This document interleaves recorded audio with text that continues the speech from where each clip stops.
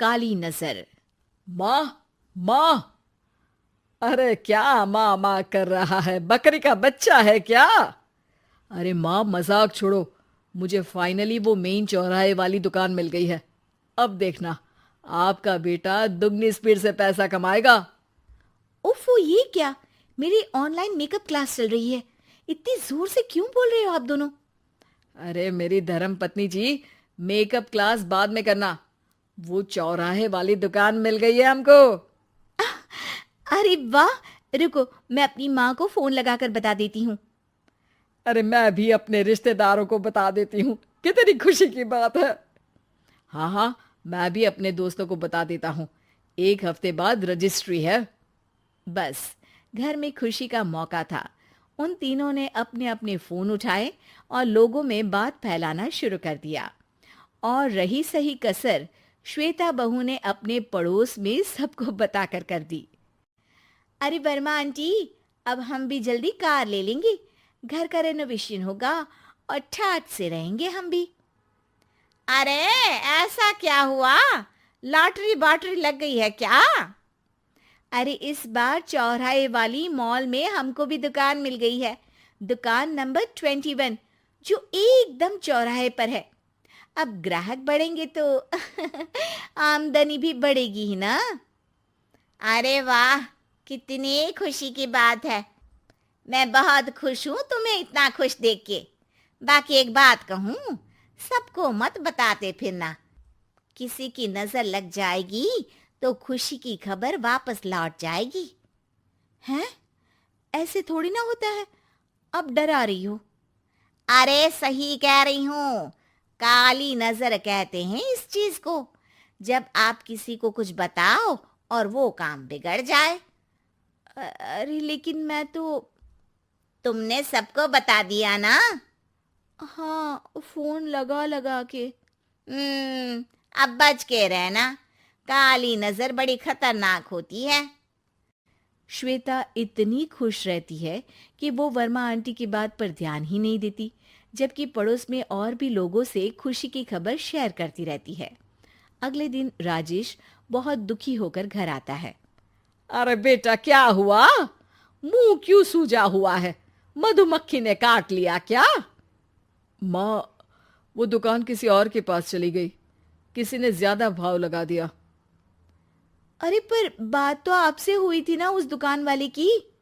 हाँ, आज मैं टोकन अमाउंट देने गया था, तब मुझे पता चला।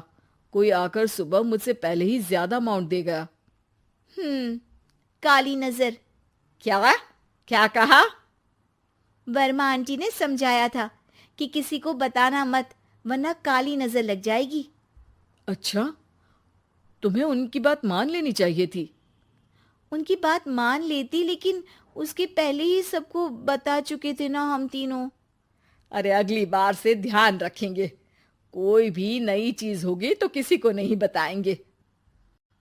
तीनों कुछ दिन ऐसे ही रहते हैं, पर एक दिन श्वेता को एक मेल आता है। राजेश, मेरा ऑनलाइन मेकअप कोर्स कंप्लीट हो गया। अब मैं खुद का पार्लर खोल सकती हूँ। अरे वाह, अपने मोहल्ले में ही खोलते हैं। ये जो घर के सामने दुकान है ना, वहीं। हाँ, यहाँ सस्ती भी मिल जाएगी। अगले दिन श्वेता वर्मा आंटी के पास जाती है, मिठाई का डब्बा लेकर। अरे आओ आओ, कैसे आना हुआ? जोर से नहीं बोलूंगी। वो सामने वाली दुकान है ना, वहां मैं अपनी पार्लर की दुकान खोलने वाली हूँ। उसकी मिठाई है। अरे वाह, बहुत बधाई हो तुमको। हाँ, मैं कमाने लगूंगी तो राजेश पर पूरे घर का बोझ नहीं रहेगा ना आंटी जी। ये तो है। पर ये बता कि तूने ये बात किसी और को तो नहीं बताई ना?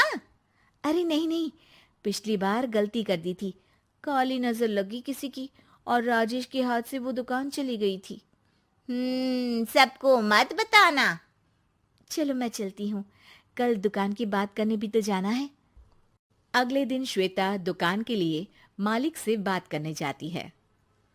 अरे लेकिन दुकान तो हम कल रात को ही किसी को दे चुके हैं। कल ही? हाँ, कल ही। 2 दिन बाद कोई यहाँ पार्लर भी खोल लेगा। अब कहीं और दुकान देख लीजिए। अरे पर हमको भी तो पार्लर ही खोलना था। हाँ भाई, एक ही दुकान है, आधी आधी तो नहीं दे सकता ना मैं। राजेश और श्वेता घर पर हताश होकर आ जाते हैं। इस बार तो किसी को बताया भी नहीं था, अब किसकी काली नजर लग सकती है। सुनो, तुमने माँ को बताया था क्या? अरे कैसी बात कर रही हो, माँ की नजर थोड़ी ना लगेगी। पक्का तुमने किसी को नहीं बताया था ना? सिर्फ वर्मा आंटी को बताया था, उन्होंने ही मुझे किसी को नहीं बताने को कहा।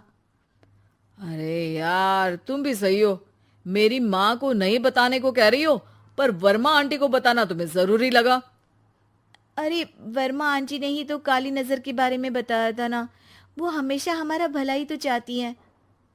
मेरी माँ भी हमारा भला ही चाहती है। अरे पर चिल्ला क्यों रहे हो? बात नहीं कर सकते क्या आराम से? नहीं आता वो आराम से बात करना, और करना भी नहीं चाहता हूं मैं। दुकान जाने का दुख गुस्से में बदल गया था और राजेश और श्वेता में बात बंद हो गई थी। 2 दिन बाद मोहल्ले में पार्लर का इनॉग्रेशन हुआ, जिसमें मोहल्ले के सभी लोगों को बुलाया गया, पर श्वेता, राजेश और माँ नहीं जाते। माँ, अंदर आ जाओ, क्या देख रही हो? अरे नया पार्लर देख रही हूं अपने आंगन से। देखो, माँ को दूसरे का सुख देखने में कितना मजा आ रहा है, मेरा दुख नहीं दिख रहा इन्हें। यहाँ मेरा पार्लर भी तो हो सकता था। अरे चुप रहो यार, हर बात में लड़ाई क्यों ढूंढ रही हो? राजेश और श्वेता फिर बहस करने लगते थे।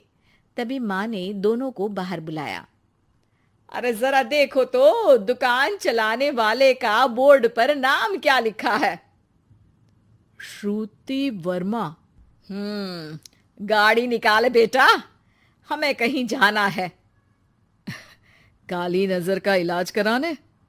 राजेश अपनी बाइक निकालता है। तीनों ट्रिपलिंग कर रहे हैं। माँ राजेश को उस मॉल वाली दुकान पर लेकर जाती है जहां राजेश अपनी दुकान खोलने वाला था। यही दुकान लेना चाहता था ना तू? हाँ, पर इनको भी दुखी करने लेकर आई हो क्या यहाँ पर दुकान दिखाकर? वहां काफी नहीं था? अरे श्वेता, थोड़ा सब्र रख, अभी पता चलेगा कि हम यहाँ क्यों आए हैं। बता, इस दुकान चलाने वाले का नाम क्या है? अनुपम वर्मा। कुछ समझ में आया? वो दुकान वाली श्रुति वर्मा, ये दुकान वाला अनुपम वर्मा, और हमारे पड़ोस में हमने उस दुकानों के बारे में बताया किसको था? अब वर्मा आंटी को। मतलब वर्मा आंटी ही हमारा काम बिगाड़ रही है? नहीं नहीं, ऐसा नहीं हो सकता, ये बस इत्तेफाक है। राजेश अपना फोन निकालता है और श्रुति वर्मा और अनुपम वर्मा के नाम फेसबुक पर सर्च करता है, जहां ये दोनों ही वर्मा आंटी के रिश्तेदार होते हैं। श्वेता को समझ में आ जाता है कि वर्मा आंटी की ही नजर खाली नजर है। अब क्या करना है? कोई भी खुशी की खबर हो तो काली नजर से बचना है, यानी वर्मा आंटी से बचना है। अरे पर मुझे ये समझ में नहीं आया कि वो हमारे साथ ऐसा क्यों करेंगी। अरे बेटा, एक सीख है, दूर के आदमी को आपकी तरक्की से कम परेशानी होगी, पड़ोसी को ज्यादा। दोनों माँ की बात में हामी भरते हैं और अगला काम चुपचाप करने की कसम खाते हैं, ताकि आगे से वर्मा आंटी कोई काम ना बिगाड़ सके।